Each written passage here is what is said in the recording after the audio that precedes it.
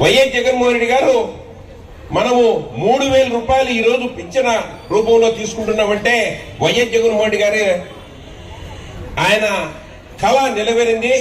పేద అంటే ఏంది, గ్రామీణ ప్రాంతంలోని పట్టణ ప్రాంతంలోని ముస్లిం అంటే వయసు పైబడిన వారికి ఇబ్బంది పడి 150 కిలోమీటర్ల పాదయాత్రలో తప్పకుండా 3,000 రూపాయలు పింఛన్ ఇచ్చామని చెప్పిన మాట నిలబెట్టుకోవడం జరిగింది.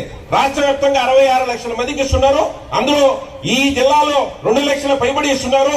ఈ మున్సిపాలిటీ పరిధిలో దాదాపు 8,000 తాలూకాలోనే 41 లక్షల మందికి ఇస్తున్నారు. అంటే కోట్లాది రూపాయలు మీకోసం కేటాయిస్తారు. వైఎస్ జగన్మోహన్ రెడ్డి గారు భవిష్యత్తులో ఎన్నికల్లో రాబోతున్నాయి. ఈ ఎన్నికల్లో మనమందరం మీ కుటుంబ సభ్యులు 66 లక్షల మంది అంటే మీ కుటుంబంలో ఒక 4 అధికారం తెచ్చుకునేదానికి అవకాశం ఉంటుంది. అందుకోసమే ఇచ్చిన మాట ప్రకారం కట్టుబడి ఉన్నారు. కాబట్టి వైఎస్ జగన్మోహన్ గారు మీరు ఆయన్ను ఆదరించాల్సిన అవసరం ఉంది.